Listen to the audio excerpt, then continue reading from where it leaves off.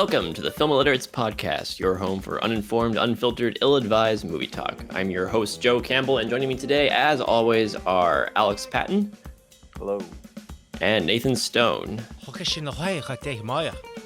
Which translates to something like, shut up, Joe, let's get on with this. Oh my gosh, I was, and then somebody interrupted me with my special, Rosetta Stone linguistics.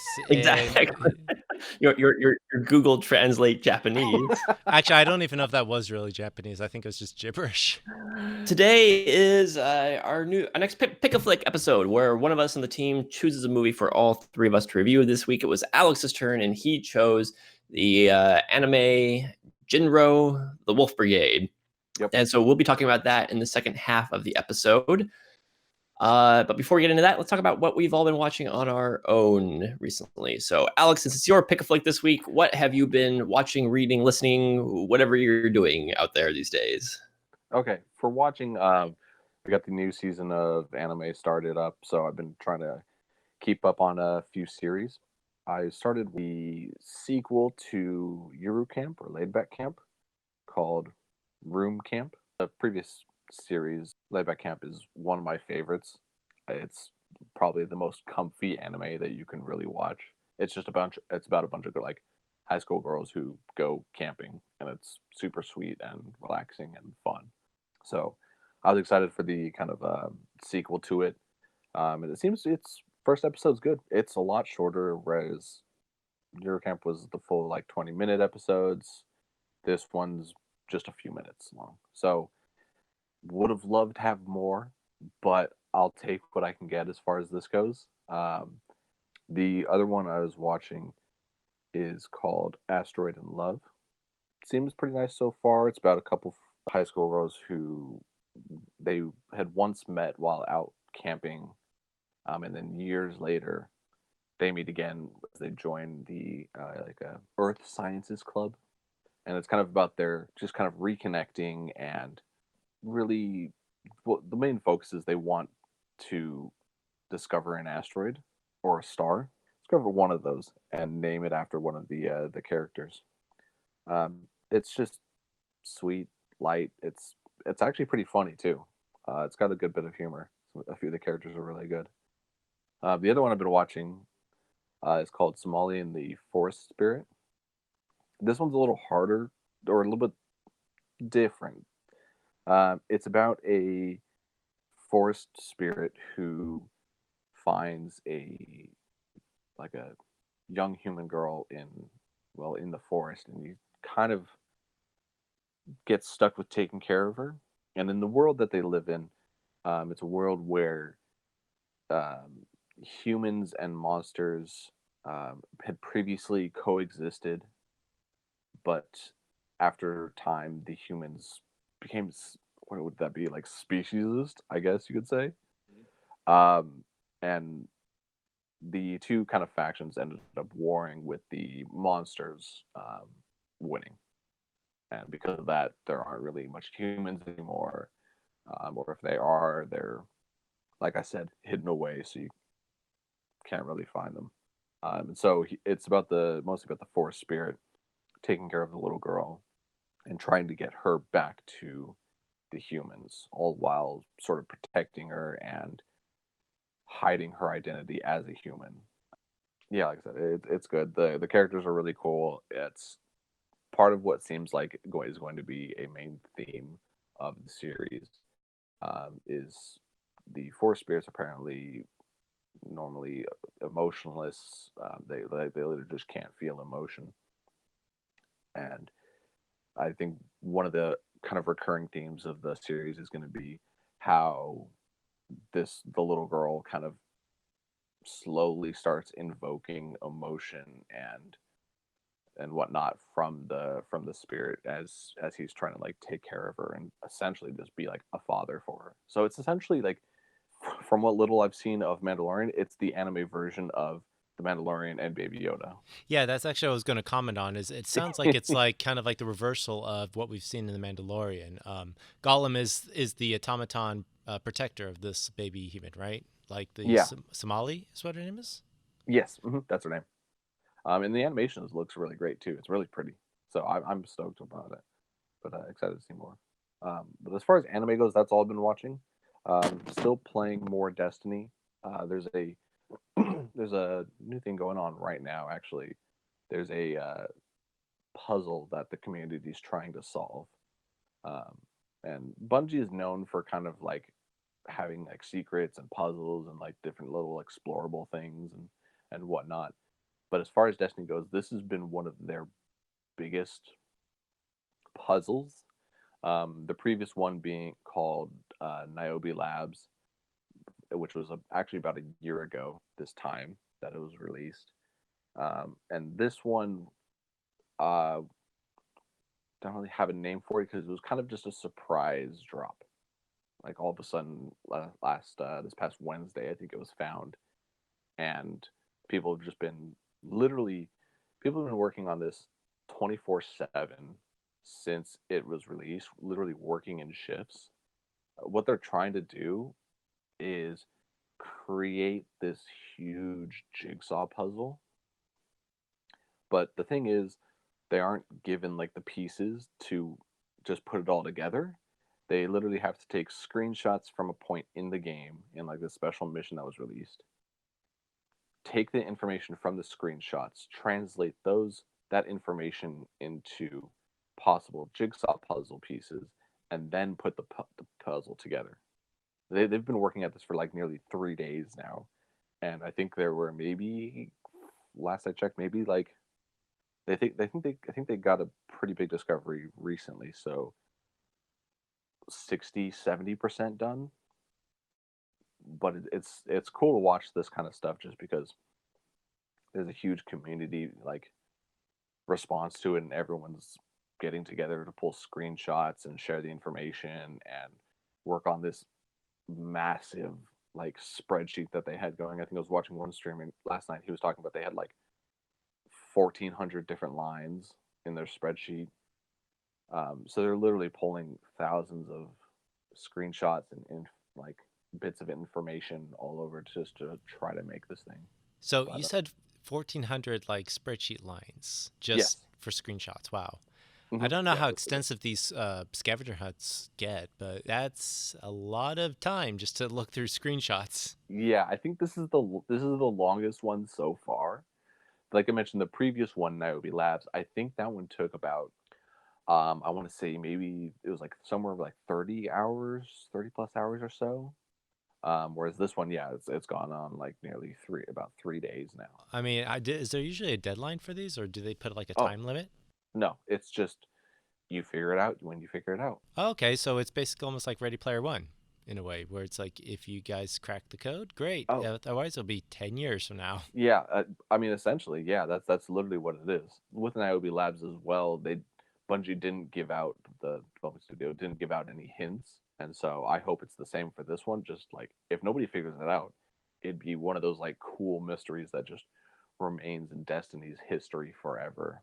There's like no one figured out exactly what this means, but it's gonna get done. And then someone named Parzival will come around and just start cracking the codes. Yeah, exactly. Yeah. But essentially that's what I've been up to. Just a bit of anime, a lot of Destiny, the usual. That's awesome. Very very on brand Alex there.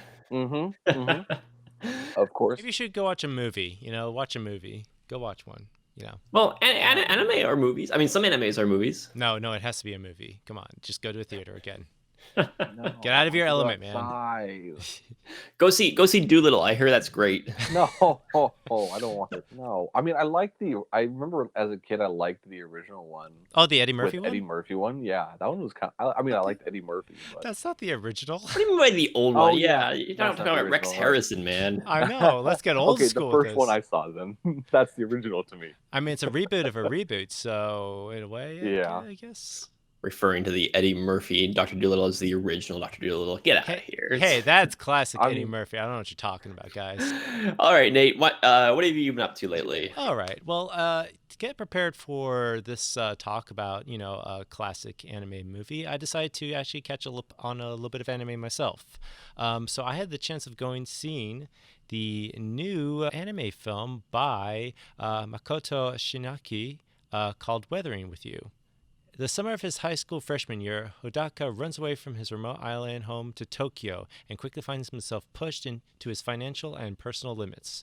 The weather is unusually gloomy and rainy every day, and as if to suggest his future. He lives his days in isolation, but finally finds work as a writer for a mysterious occult magazine. Then one day, Hodaka meets Hinda on a busy street corner. This bright and strong-willed girl possesses a strange and wonderful ability, the power to stop the rain and clear the skies. So this is from the same director and animator of the film Your Name, which when it first came out, it was a huge hit in Japan. Like, it was actually probably the highest well-reviewed and well-received anime films that ever existed. And so he's already beginning to get a following for his style. So I saw this with a couple of friends. It premiered like at one of our theaters, and it was nice. How it fits with, like, compared to Your Name, I think Your Name is obviously a lot better. This one is just as good. I was not expecting it to be a love story about global warming. Literally, that's what it kind of comes down to is, this overall, like, environmental message about, we're not denying that, global warming is an issue. It's causing strange weather patterns, especially in the story. They are in Tokyo where it's raining every day in summer, like excessively amounts of it, like monsoon levels, like it's flooding and then it starts snowing. So it's no doubt that this guy's trying to create like some kind of an interesting message about global warming. I think his message at the end is very positive and it's not leaning to one side or the other. But the story is very quaint. It's cute. I don't think it's as I think this guy, what he likes to do is he likes to present very refreshing stories and very heart-wrenched stories that don't have to dabble too much in a lot of just gritty, but it gets pretty heavy. Like, there's some intense moments in here, but when they weren't going too far with that, I was like, oh, okay. So we got back into like the cute element of this kid meeting this girl and them having a romance and a bonding experience. But it kind of dabbled a little bit in the folklore that Japan is kind of like used to with what is called like these weather maidens. I won't go into too much about it because that's kind of something that is a huge spoiler for the story. But overall was good. Not, like I said, I guess a lot of people are comparing it to Your Name, which I say go in, don't doing that. Just take it as it is, and it's a very nice story. Okay. Yeah. I still need to see Your Name, but I've heard nothing but great things about it, so that makes me interested to check out some of these other movies too. Mm-hmm. Yeah, no, it's worth seeing. Both of them are. All right.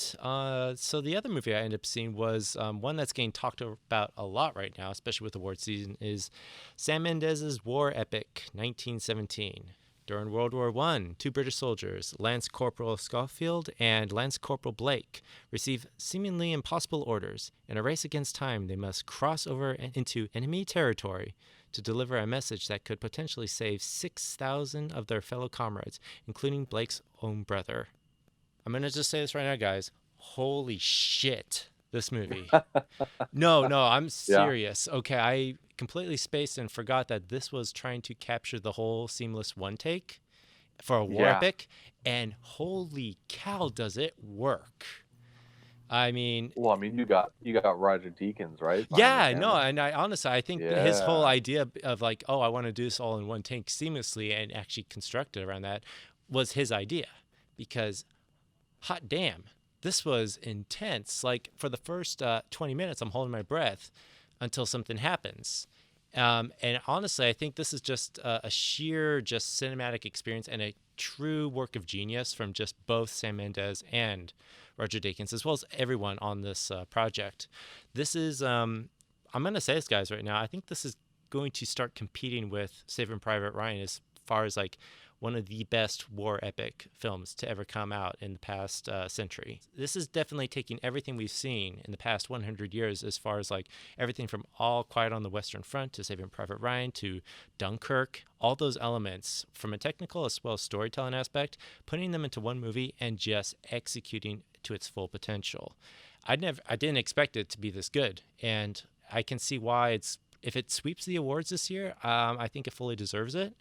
Because this was one movie where I was curious just to see how far they would get. Because in these kinds of films, you either have to compensate a technical aspect and compromise acting, but this has everything on a technical level, as well as the acting is just so raw and genuine and good. I was pulled all the way through. There wasn't anything in this that I felt there were plot holes or there were problems with it.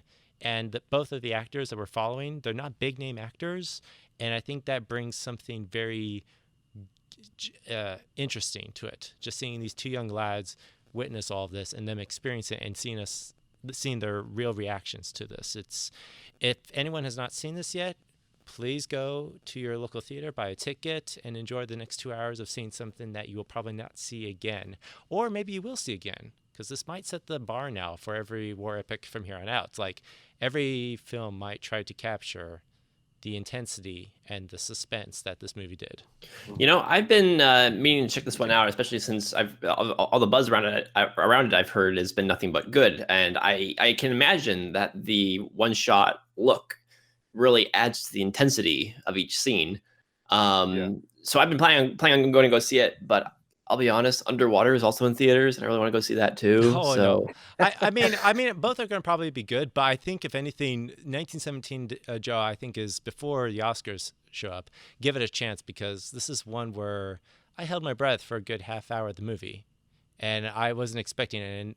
And it's just one of those things where you get completely immersed in. And I don't know, maybe the one take might be a game killer for a lot of people. It might be a game killer for you. You might be realizing, oh, they really should have done a cut here. But I think just the entire courage, the entire just gumption behind this was just really good. And I don't know, it just said a lot of great things about just war and the boys who serve us in general. So no, yeah, I'll absolutely have to check this out. So that's all I watched. Alrighty, so I'm going to take my slot here to showcase a director that I think not enough people are talking about. I think everybody knows about one movie by this guy, but I'm slowly discovering that he has an entire filmography of drop-dead perfect movies.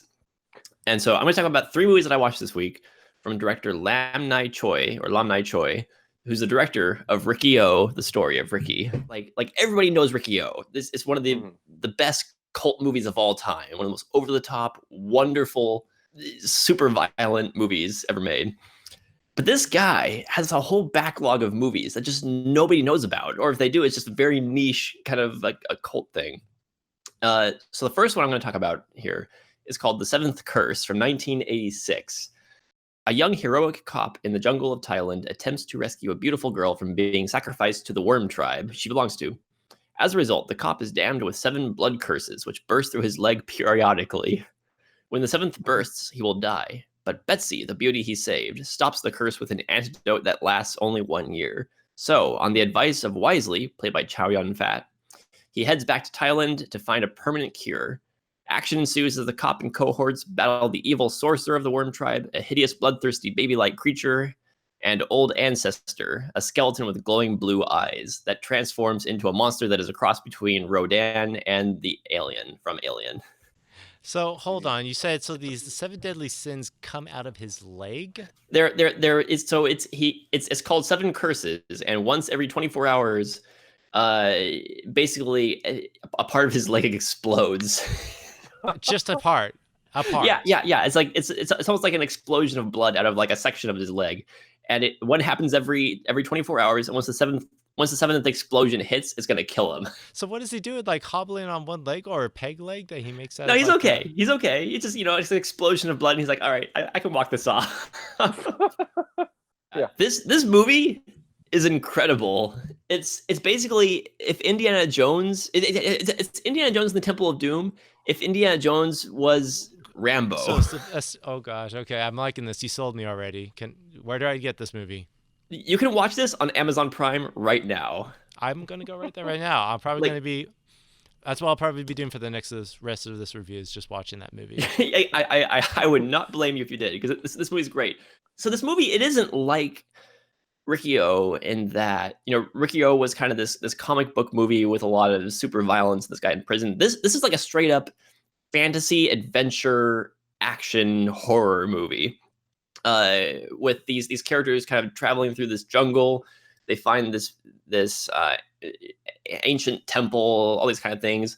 Only there's an extended sequence where one of them is just running around with a machine gun, basically blowing away anybody who gets in their way. But there's also, I mean, there's a zombie, which is a wonderful puppet effect, which is bobbing around and attacking people and doing kung fu. They have the people in the temple have a child mashing machine, which is just throwing kids into a pit and it crushes them in concrete. I'm sorry, I'm just getting a visual from Tropic Thunder when Ben Stiller like flings the kid off his shoulders. I'm just imagining all these kids just being thrown in like a pitch. Yeah, more or less. This movie is the most wonderfully over the top fantasy horror action film, and I highly recommend anybody watch. If you liked Riki-Oh, you'll probably get a kick out of this. It's a different flavor of the same sort of movie as Riki-Oh. It's like, oh, you want Riki-Oh transposed into a different kind of genre. We got that.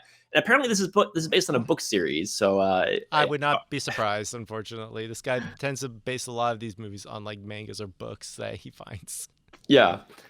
The next one I'm going to talk about is a movie he made in 1992. So he made this one right after he made Riki-Oh. It was the last movie he ever made before he just kind of disappeared. He stopped directing and no one knows why. And that is from 1992 called The Cat. The synopsis is: a cat from outer space teams up with a young girl and an old man to fight a murderous alien that possesses people. Okay, you before this, Joe, you had shared with me a couple of screenshots and like still frames of this, and I'm seeing a cat fling a guy like 180 over its shoulder onto the ground. It's not even a guy; it's a dog. It's a dog. Okay, a cat and a dog get into a kung fu fight in a junkyard. Is this like your normal like kind of like house cat? Yes. Well. Okay. The cat is possessed by an alien because these aliens like possess people. But looks like a normal house, like right. Exactly. What the?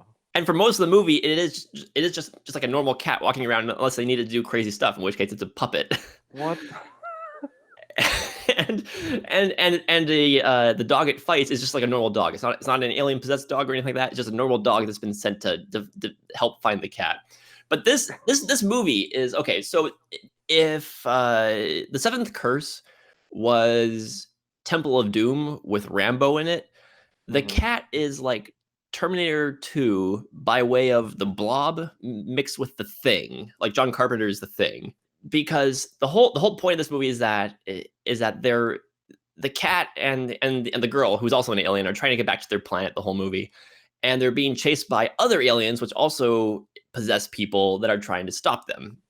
But the aliens that possess the bad guys are played by big blob effects, basically like 1980s version of the Blob. So you get tons of great sci-fi, weird, gooey creature effects. I mean, like, this movie has all of it. It's got stop motion, it's got animatronics, it's got people getting their faces ripped off by blob monsters. It's got blobs the size of buildings. It's got a cat doing a kung fu fight with a dog. It's got a guy who jumps in the air to kick a propane tank and shoot it with a shotgun. What the hell? Like, if Riki-Oh didn't exist, the cat would be Lam Nai Choi's his masterpiece of movie. Oh my gosh! Wow.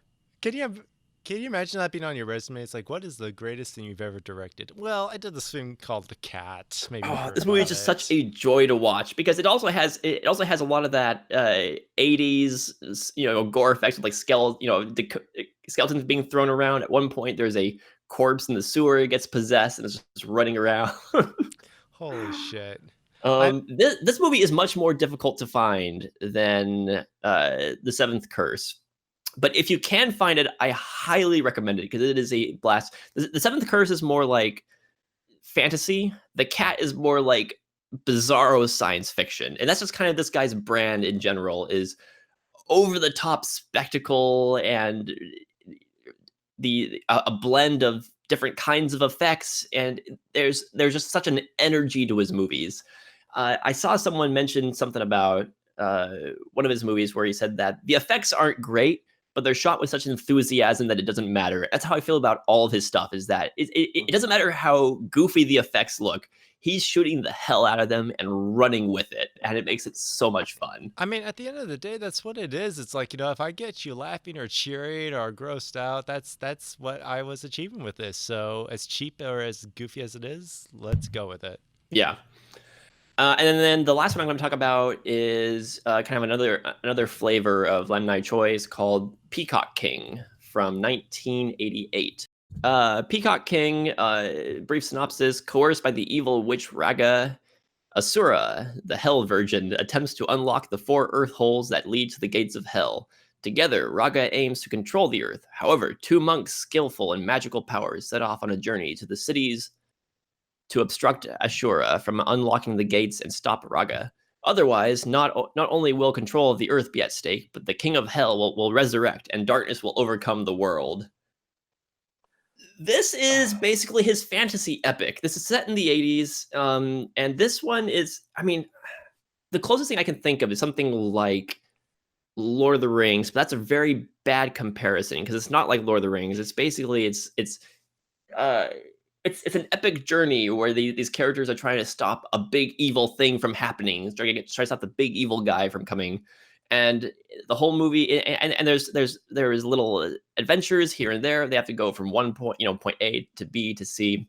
So it's very procedural in that. And then at the end, there's a great big climactic, effects-driven kind of showdown, with giant things coming out of the ground, and it's all very epic. Mm-hmm. But it's still very silly and still very on brand, and it's very 80s. I mean, it has all this grand magical stuff and stuff about prophecies, and we have to close these gates before the king of hell comes through them. But it also has these characters going to an 80s club and just jamming out for a little bit. That's what you do. They gotta decompress somehow. We don't have any mages or bards like with lutes and harps. No, you just go to 80s club. Yeah, exactly. And this movie stars an actor who I'm slowly starting to become more familiar with. I believe it's Yun Biao. He is one of these young kung fu stars along the lines of Jackie Chan, Bruce Lee. I think he even he's worked with Jackie Chan in quite a few of his movies also. And he was in a movie that I watched recently called Righting Wrongs, which is kind of a big, fun action film. And he is the heart and soul of this movie because he plays one of 2 monks that are basically go on this quest to stop Hell King from coming through. And he's kind of the wisecracking, cocky, young, modern monk. And then the other guy he's paired with is the stoic, serious, we must take everything seriously and spiritually monk. And they play off each other very well. And they're kind of the heart and soul of the movie, make it very entertaining to watch. And on top of that, you also got all these great effects, like when they face off against kind of a hell witch that turns into the most terrifying 80s creature effect I've ever seen. I think it's like it's not so much the creature effect is terrifying, but the transformation sequence is horrific. It's like this woman starts screaming and she turns into this thing that's like imagine like a demogorgon from Stranger Things, only the front of the face is like a human face split in half from top to bottom with rows of teeth, and then she kind of contorts and has talons. It's very hard to describe. I mean, that kind of sounds like Large Marge from Pee-wee's Big Adventure. So no, it's worse than that. Worse than worse than Marge. that. Worse than Large Marge. With this movie actually was interesting because up to a certain point I was thinking like this could almost pass off as like 80s family friendly. In that, it's still got some scary stuff in it, but there's not like people getting ripped in half or decomposed like in his other movies. Nothing too monstrous. And then that scene happened. I'm like, oh, okay, we'll throw that out the window. But this movie, it's not as it's not on the same level as say The Seventh Curse, The Cat, or Riccio, but it's still a damn fine 80s fantasy movie. Is still a lot of fun. I still highly recommend it if you can find a copy of this movie anywhere. So yeah, those are three movies. Those are the three movies I talked about. Lam Nai Choi needs to be a bigger name in the cult community. I saw someone describe him as basically the Sam Raimi of Hong Kong, and I agree with that 100%. I don't know. I think this guy's even surpasses Sam Raimi as far as just style and just humor and entertainment. He's like if Sam Raimi stuck to only making movies on the same caliber as Evil Dead 2 his entire career. So that's what I've watched recently. Well, I have to admit, man, you got a lot of guts to talk about this guy's movies. I want to sing his name to the world. Everyone needs to see these if they can. They all need to get Blu-ray transfers or proper North American releases because I'm a little upset that you didn't get the Ricky O. It's been so long since I've seen Ricky O. It's on my list to rewatch now. But it's been quite a while. I feel like this is kind of like we owe this movie like a Film Illiterates review. Just all three I would of love us. that. We should do one. Ricky O would be perfect. Yeah. Now with that, let's move on to our main review, which is Jin-Roh, the Wolf Brigade. Once upon a time, there was a girl who hadn't seen her mother in 7 years.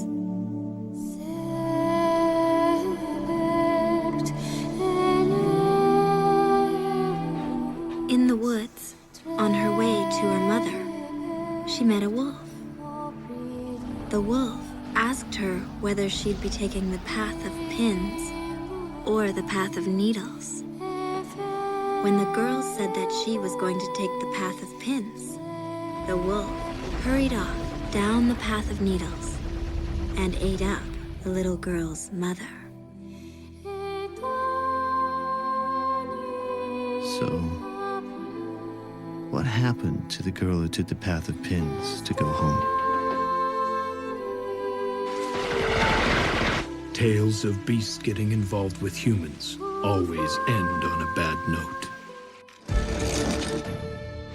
Jin-Roh, the Wolf Brigade, from 1999, directed by Hiroyuki Okiura. A member of an elite paramilitary counterterrorism unit becomes traumatized after witnessing the suicide bombing of a young girl and is forced to undergo retraining.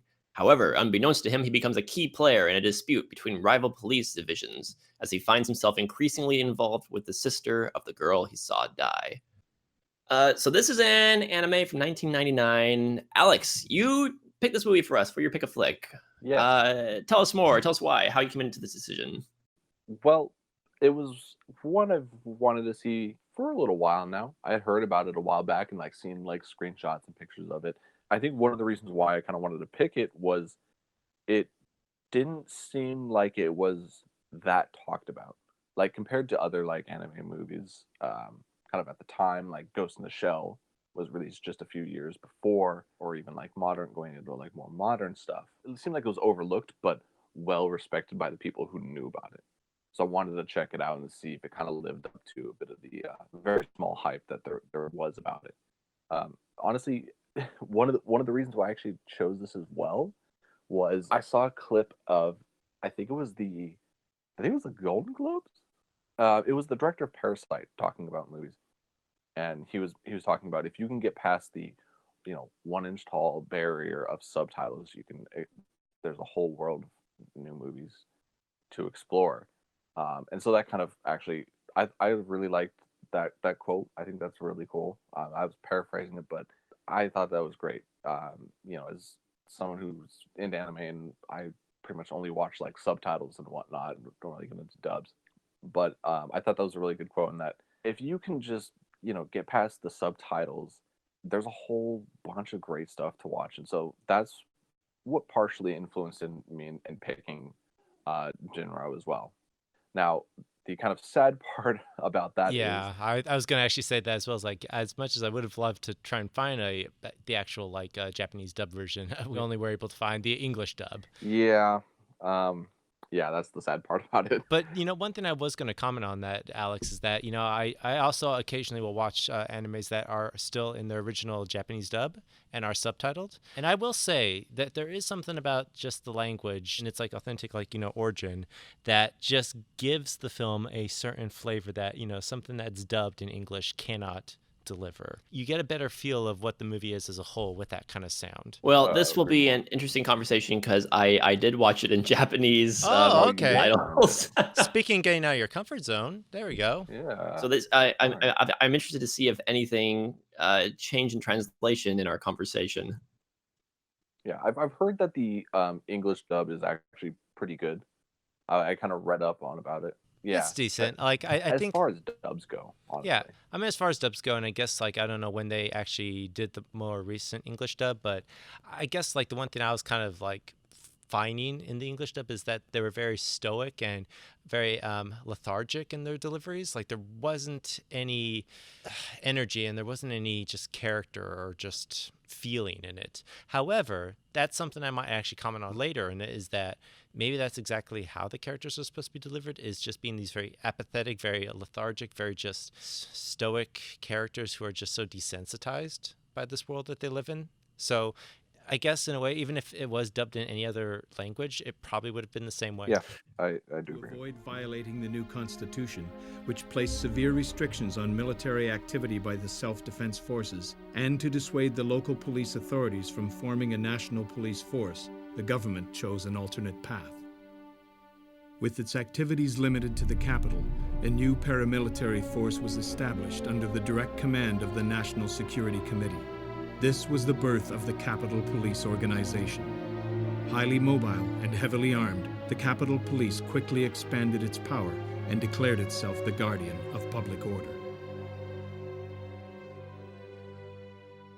Let's get into this movie a little bit because I was very surprised. Just overall impressions. I enjoyed this movie. I think it's the sort of movie where I'll need to think on it. Alex, you had sent us a couple of videos talking about, diving into what the movie was about and the themes of the movie, which were actually very, very helpful to me after I watched it because there is a lot to unpack there. So our main character is this soldier for the Japanese, I guess it's the Japanese military. No, it's a Capitol Police. Yeah, it's a Capitol Police, especially one to kind of like suppress any like urban crimes or just any protests that are. Well, that's where I got arising. confused because there seems to be different sections. Like he seemed more military, but there's also a police force that watches over the local population. So I'm like, I wasn't sure if he was military brought in to police people because there's a rebellion going. Almost, sort of. So this takes place after World War II, where Japan wasn't really allowed to beef up their military forces. So what they did to kind of circumvent that was create the Capitol Police. And essentially they're just a higher level police force. You have like the local police that you do see in the movie, and then you've got these guys which are higher than like SWAT or whatever. But so yeah, they aren't military. They are their own separate police force away from like local police. Okay, because a lot of the movie does deal with the fact that these different levels of police forces kind of don't like each other and are almost at war with each other. I mean, not quite to that point, but they're you have spies between them both, and they don't like each other, and they're trying to circumvent each other, which I thought was interesting. It's an interesting hierarchy that it sets up. And actually, Alex, something that you did bring up is that this is kind of like an alternative history of like, well, what if this happened after 1950s Japan? After Hiroshima and after Japan was trying to get back on its feet again, like this is like an alternative situation of what could have happened. I guess it still counts as a bit of like a sci-fi, but it's still very much grounded in like reality. And like a lot of it's not far-fetched, like, oh, this would never happen. This is just someone's urban like sci-fi fantasy. It's like, no, this is a lot of the set design, a lot of the technology that they use is very much similar to what they would have used at the time. Yeah, it is like an alternate history thing, so I guess it does kind of earn that like sci-fi tag, even if a little bit just through that. But everything else in the film, like you mentioned, the technology, characters, setting, it's all very grounded in reality. So it's set as if after World War II, what if Japan was occupied by Germany instead of the US? And you do see parts of like German military and stuff like that, like the special unit, they carry MG-42s, which is the German machine gun. There's MP-40s. There's like the Mauser Yeah, their helmets are very handguns and Germanic as whatnot. well. There's Volkswagens, you know. Yeah, it does it, but it's all like I said, like you mentioned, it's all very grounded in reality, I which I think fits perfectly for the story that it's trying to tell. If it did kind of go a little bit more all out with the sci-fi stuff, I think it would have really lost the story that it's going for, because it's not the story isn't like over the top and like crazy. It's very just all about like talking and espionage and all that kind of stuff. That's one of the things I wanted to talk about, was that this movie going in, it wasn't the kind of movie I expected it to be, based on just kind of the posters and what little marketing I'd seen, you know, because that the main character in his soldier outfit is kind of the main face of the movie and standing up there with the gun, looking all, you know, cool and such.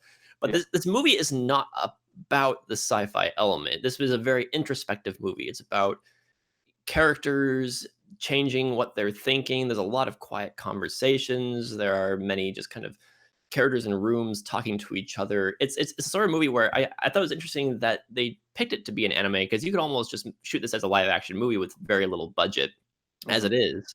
And that they kind of did. Yeah, that's actually something I was going to comment on. So the original guy who invented this was actually originally part of a trilogy he wrote called the Kerberos trilogy, and he actually had made 2 live-action features based off of this. One being The Red Spectacles, and the other one being Stray Dogs, which were all shot with live action and actual real actors in real Japanese locations. So I think he did mention he always wanted this to be done in live action. However, the studio dictated and mandated that it should be done in anime. Now, originally he was going to do this. He got roped into doing originally Ghost in a Shell from 1995. And so he gave this project to Akira, who, you know, decided to his best of his abilities to do it in anime. But you look at the animation, it's still hand-drawn, but there's still like a rigidness to it. It almost feels still very lifelike. There's nothing exaggerated in the characters' features. They very much look like real people. In fact, actually, I think someone almost thought this was rotoscoped, but it's not. This is still very hand-drawn, but it's that lifelike aspect to it, and those setting pieces that it doesn't really go all out with anything extravagant. Like, I remember one of the things, or the scenes that still stick out in my mind, is a scene when they're in the park, and she's swinging on the swing set, and she points out this building that is decrepitated or gone, and she says, well, what building do you think that was? I almost thought to myself, you know, they could have shot that live action and it would have worked. What if I ever said, and I think that was his intention, is to kind of keep it very much grounded in the reality of life. Yeah, the animation is very beautiful, because there aren't very many grand sweeping actions. There isn't very much action in the movie in general, up until maybe like the last 10 minutes or so, and the first 10 minutes also. But a lot of the action is just kind of seeing people sit, stand, walk here or there, talk to each other, and you start noticing little details in the movements. For instance, there was one scene where some characters are standing outside and it's raining, not like downpouring, but a little bit of rain, and you can see just the way they animate the splashes and the puddles in the background of the scene. It just, I don't know, very subtle. Everything about this movie is subtle, except for maybe the themes, which we'll get into in a little bit. I'll have more to say about that. But as far as the actual craft itself and the animation and the dialogue and the way everything is delivered, it's not a flashy movie, which I appreciated. So actually, Alex, I was going to actually ask you, was there a reason why the studio wanted this to be done in anime as opposed to live action? Because like the previous 2 movies of this trilogy were done live action. Yeah, so it seems like at the time, like with Ghost in the Shell kind of being released a little bit prior, the hype for animated movies was more prevalent than kind of live action. So when the original creator of the saga was going to direct it, like you said, originally wanted to do in live action, then later changed to anime and pulled the director for the film, who worked with him on Ghost in the Shell and Akira as well. Yeah, there's definitely a lot of similarities I saw with Akira, with just like dystopian themes, a lot of just like urban decrepitation, which is very relevant in this. So, and there is one thing I wanted to note about the animation, and I've noticed this with other like older animation, is there always seems to be like a glow to it. It's hard to describe. I don't know if you guys have picked up on it either, but like a lot of the things will kind of just like they have a sort of glow to them where everything's not very like all the lines are not like fully straight cut, and the colors kind of almost seep into each other a little bit. I mean, it's not enough that it throws me off and I don't like it. It was just something odd that I noticed. I get what you're talking about, and I noticed Yeah. that too. And I think a lot of it is because of two things. One is the kind of dulled color palette. The movie Yeah. is very pastel, a lot of browns and grays. So it's easy to bleed for the colors to bleed into each other. Right. And the other thing is that a lot of these scenes take place during either in dark areas or with lots of mist and fog, with smoke and a lot in some of these sequences. And the way that it gets across the smoke is not necessarily by having, hard lines with, oh, here's a cloud of smoke and here's a character. And it's almost like a kind of like a mist in front of the camera, like they like dulled the lens before shooting the animation. Mm-hmm. Yeah. Okay. I do want to bring up one more technical aspect that I really loved about the movie, and that's the sound design.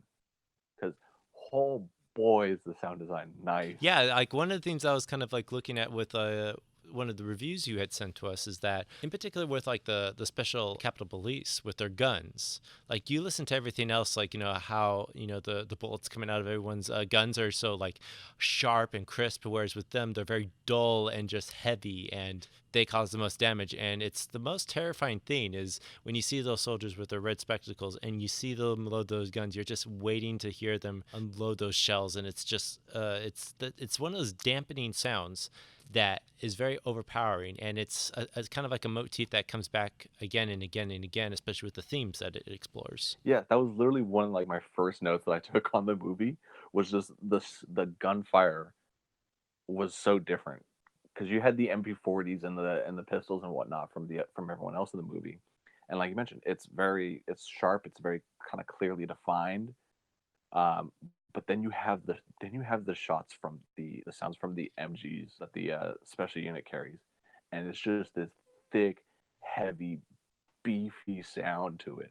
I don't know what an actual MG42 sounds like, so maybe that's kind of true to what it actually is. But I love that there was a difference between the two. But like again, with the rest of the sound design, it's like every little thing, like with him. If you say putting on the armor and whatnot, there's so many like little details that really kind of bring everything kind of to the forefront. So like I said, the sound design is absolutely great in the movie. All the footsteps like running through the water and whatnot. It all just sounds so cool.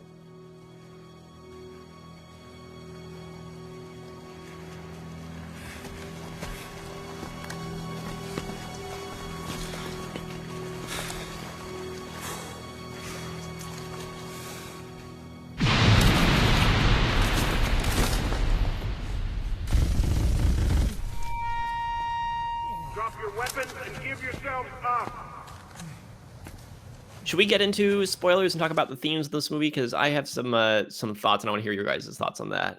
Alrighty, and with that, we will be talking about spoilers for Jin-Roh, the Wolf Brigade, from here on forward. So Alex, explain this movie to me. I don't know, man. That's one of the reviews that I watched made a special note of how Jin-Roh doesn't care about your expectations. I think it was the review by Demo, and that's also what I love about it. Is it takes its time getting through what it wants to get through, and it will go its own way. You sit along and stay for the ride, and watch, and it's going to take its own path. Kind of going back into expectations for the movie, I also kind of expected something different. I thought it was going to be a lot more action oriented and action packed, and to see it take this sort of direction, I liked this direction more than if it had gone into more action. The action sequences are great, but I think it's the scarcity of them that really highlights them. And with everything else just being a lot of talking and a lot of just plot development and character development through dialogue, I loved aspect of it. While I was watching this movie, I thought this is a very Alex movie. It's a sad anime where young people die and it's very sad and there's like anti-character arcs.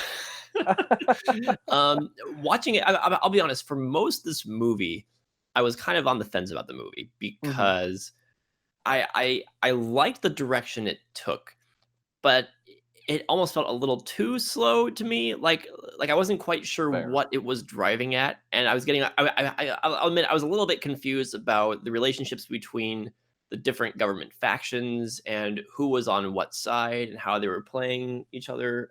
For instance, the girl who comes in who claims to be the sister of the girl who dies at the beginning of the movie.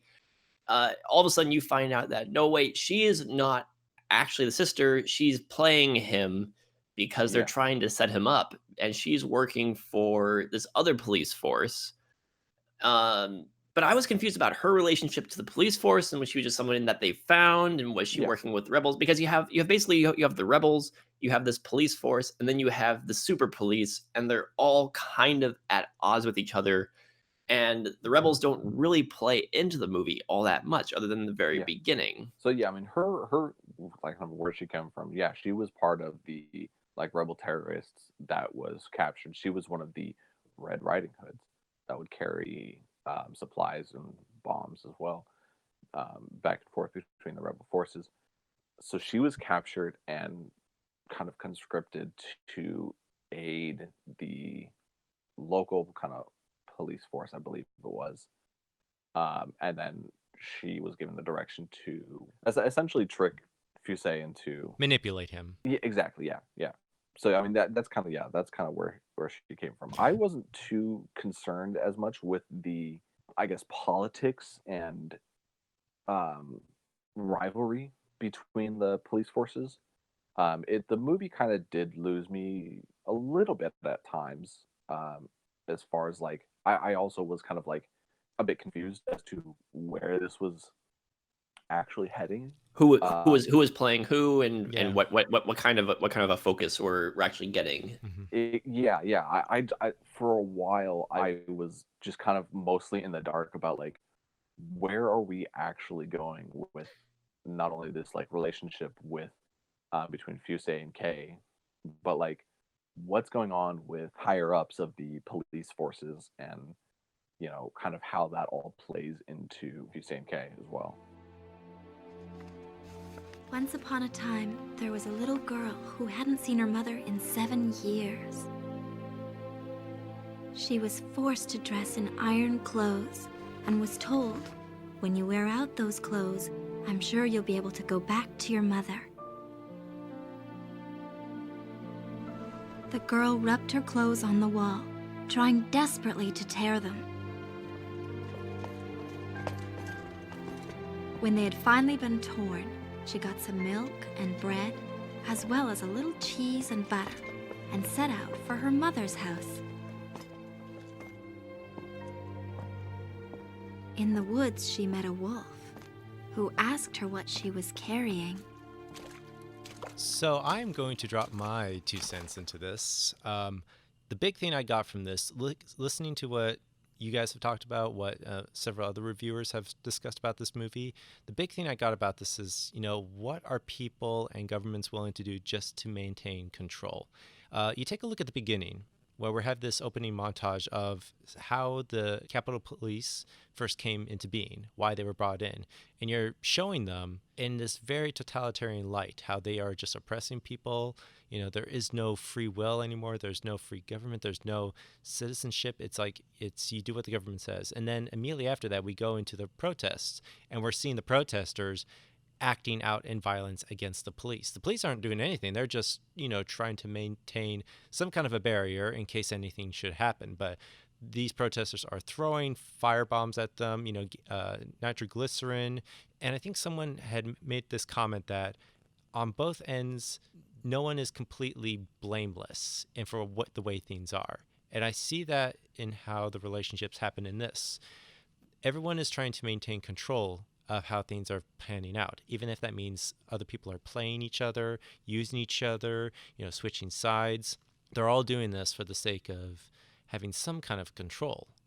And, whether that is the girl who is a Red Riding Hood who is switching from side to side, it's all about them trying to maintain some kind of a status quo, which I kind of saw within all the politics of going on with the other governments, with the other police, with this special units police, is they were all just using each other just to maintain some kind of equilibrium. Yeah, or to really kind of gain the upper hand so that their status quo is the status quo of everything else.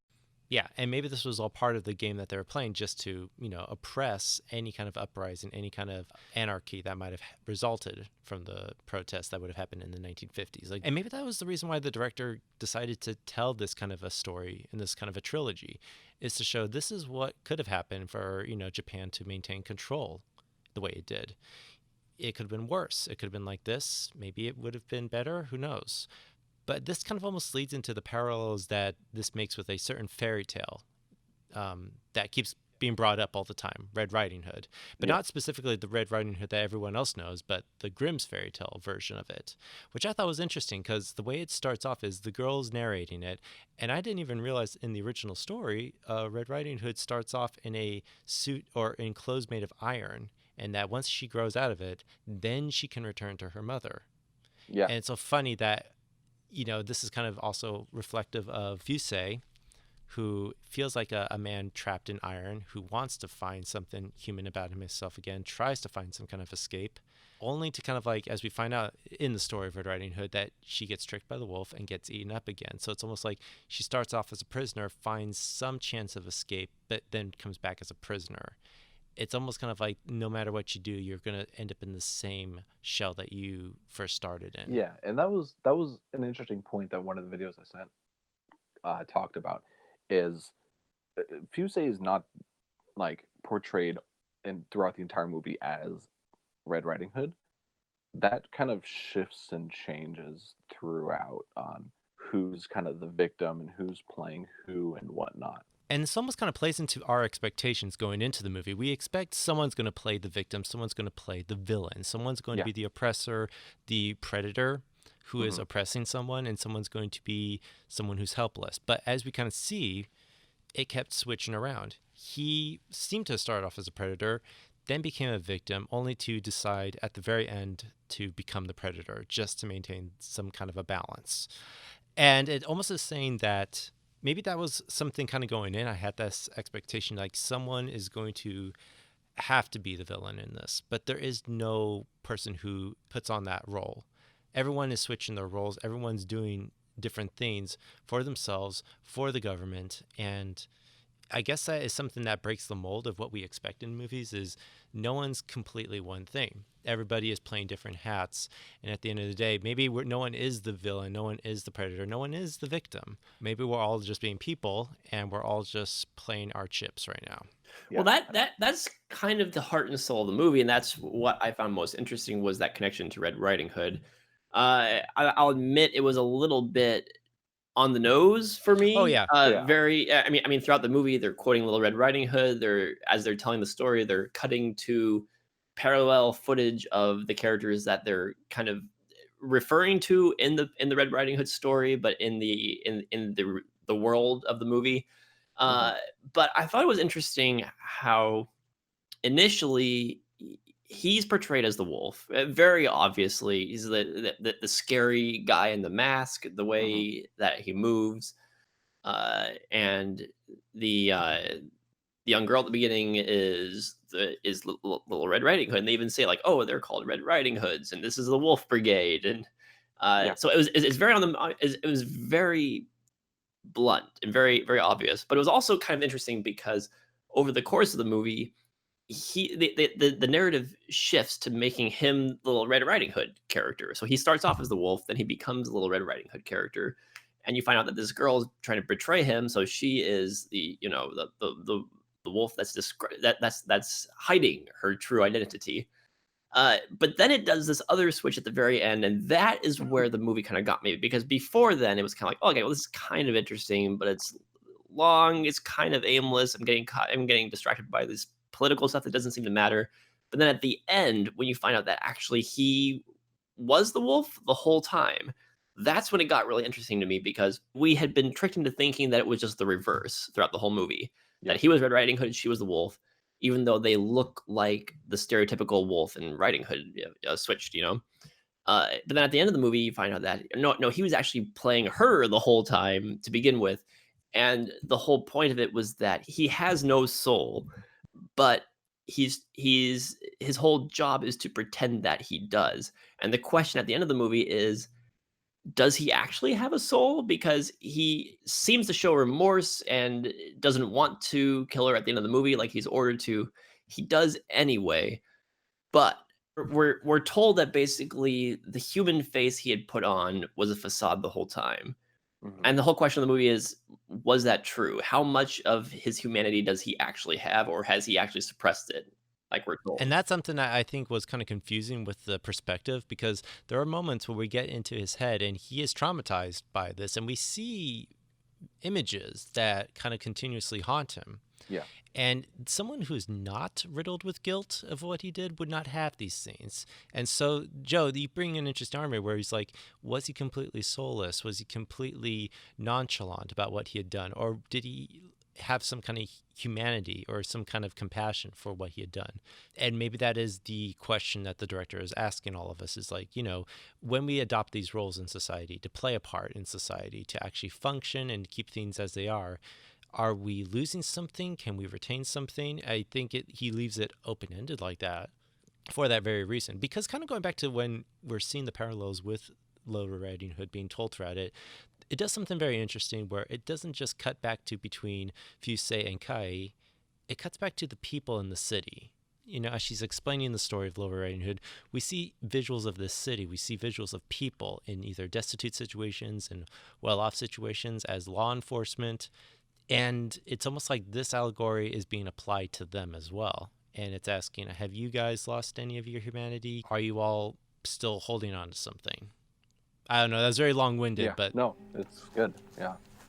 We've kept Fusei under surveillance ever since he faced that board of inquiry. From the moment you first made contact with him, we've looked into everything there is to know about you. So then, We let you do what you wanted, without interference. That's what counterintelligence is about. The side that correctly anticipates the other and strikes first has the advantage. They wanted to bring down the special unit, and they chose him as their sacrificial lamb.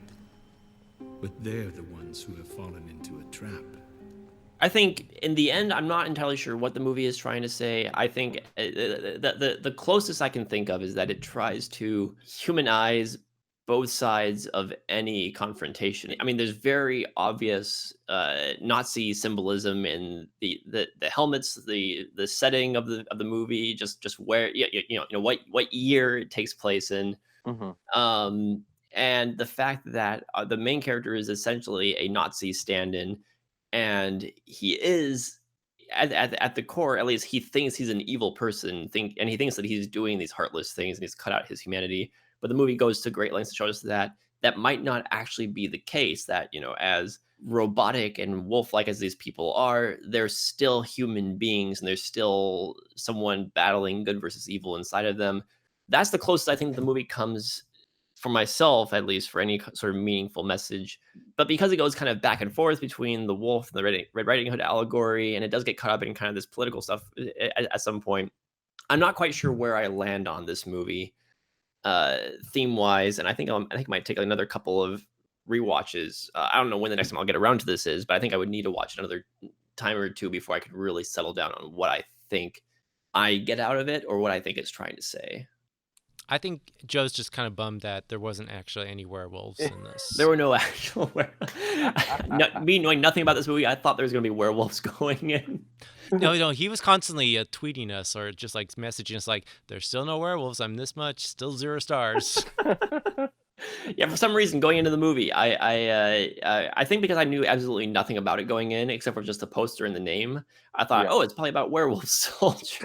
And then about like 2 minutes in, it became blatantly obvious that, oh, it's not about werewolf soldiers. There's going to be no werewolves in this movie, is there? Yeah, like I'd mentioned before, the movie just kind of like takes your expectations, throws them out the window, and it's like, no, we're just doing this now. Which actually would have been kind of interesting if, like, at the last act, maybe if they brought some werewolves into it. No, I that want that would not werewolves. have fit this movie. Not at No, all. it just become Overlord then at the very end. God, no. Alrighty, Alex, what do you think of Jin-Roh, and would you recommend it? Absolutely, I'd recommend this right off the bat. It's a very quiet, subtle movie. Like I mentioned, it plays with your expectations, and it takes a bit to kind of. It takes some patience to get through. I enjoyed it a lot watching it. There's plenty of points where you're really not sure where the movie is going, and even finishing the film, like we talked about, we don't really know exactly what the point of it all is, what the final message we're supposed to be left with is. But I like that aspect of it. I like the kind of ambiguity of it. With this being an hour and 40 minutes, watching it, I felt like it was a lot shorter. I did not feel like this was an hour 40. I felt like it was maybe an hour long.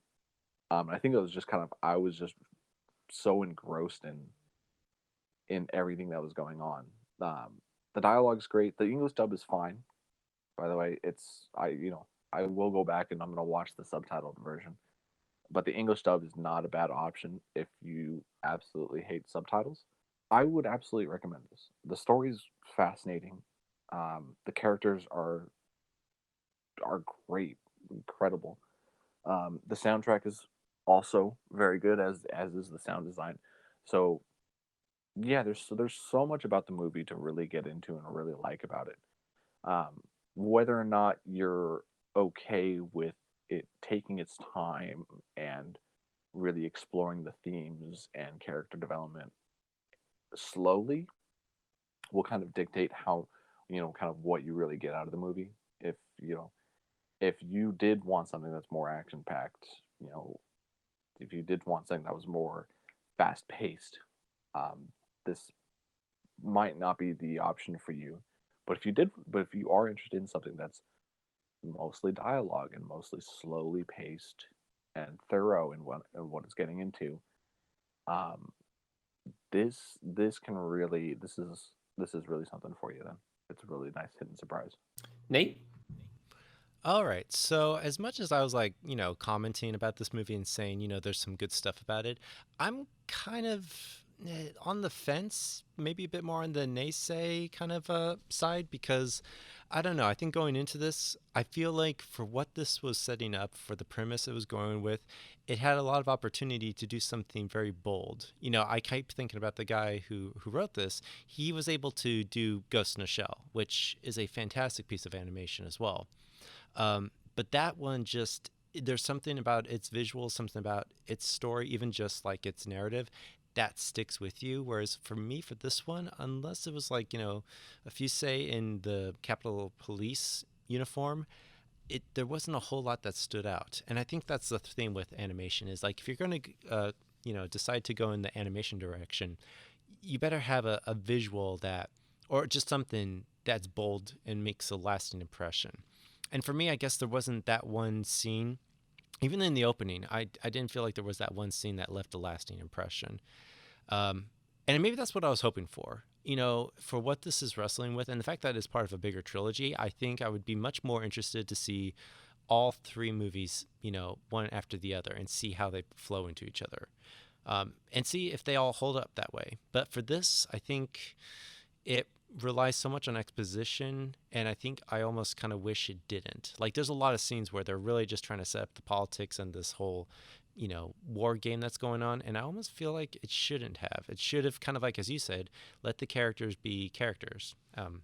And I kind of feel like there wasn't enough time, or they were so restricted with how the vision of this was in being a live action film that the animation just couldn't lend anything new or striking to it. And for me, as good as the themes are, as good as like what it was trying to do, it didn't do that, but I can't say I didn't enjoy it. I did get something nice out of it. I just wish it could have been something a little bit more daring.